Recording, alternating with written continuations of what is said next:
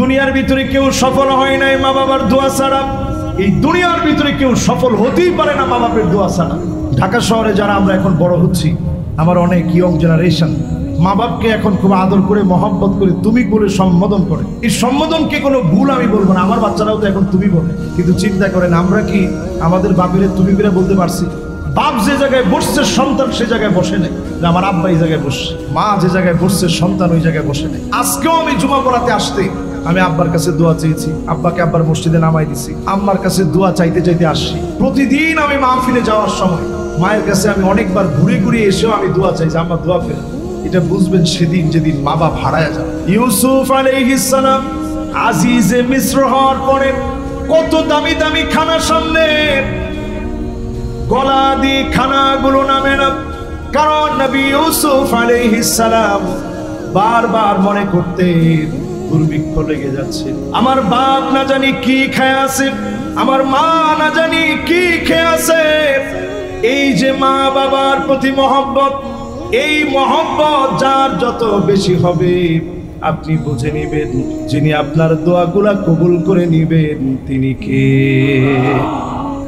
যদি আল্লাহর কাছে প্রিয় হতে চান পিতামাতার কাছে কি মাফ চেয়ে নিবেন, এতে করে কি সম্মান চলে যাবে?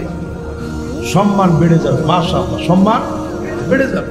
দুনিয়ার ভিতরে কেউ সফল হয় নাই মা বাবার দোয়া ছাড়া। এই দুনিয়ার ভিতরে কেউ সফল হতেই পারে না মা বাপের দোয়া ছাড়া।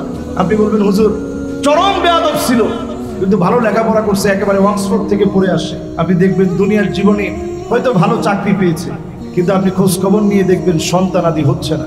এরকম অসংখ্য মানুষ আমাদের সঙ্গে অনেক সময় কথাবার্তা হতে গেলে বলে হুজুর দোয়া করবেন, সন্তানাদি হচ্ছে না, অনেক বছর 12-14 বছর হয়েছে বিয়ে করছি। আমি সাথে সাথেই বলছি আপনার কি মা আছে? হুজুর আছে। আপনি কোথায় থাকেন? উনি কোথায় থাকে? হুজুর আমি অমুক জায়গায় থাকি, মা অমুক জায়গায় থাকে।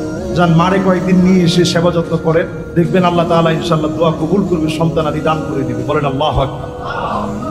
মা বাপ যেমন হোক না কেন, চরিত্রহীনাও যদি হয়, এমন কি যদি মুশরিক হয়, ওয়া ইন জাহাদাকা আলা আন তুশরিকা বি মা লাইসা লাকা বিহি ইলম ফালা তুতি'হুমা ওয়া সাহিবুহুমা ফিদ দুনিয়া মা'রুফা।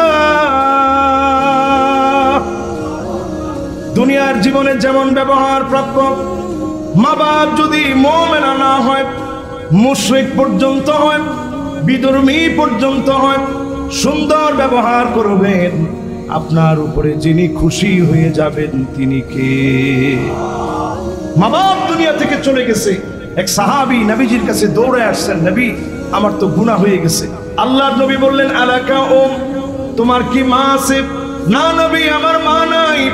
আল্লাহর নবী বললেন তোমার কি খালা আছে? নবী আমার খালাস। যাও খালার সাথে গিয়ে সুন্দর ব্যবহার করো, আল্লাহ তোমার গুনাহ মাফ করে দিবে। সুবহানাল্লাহ।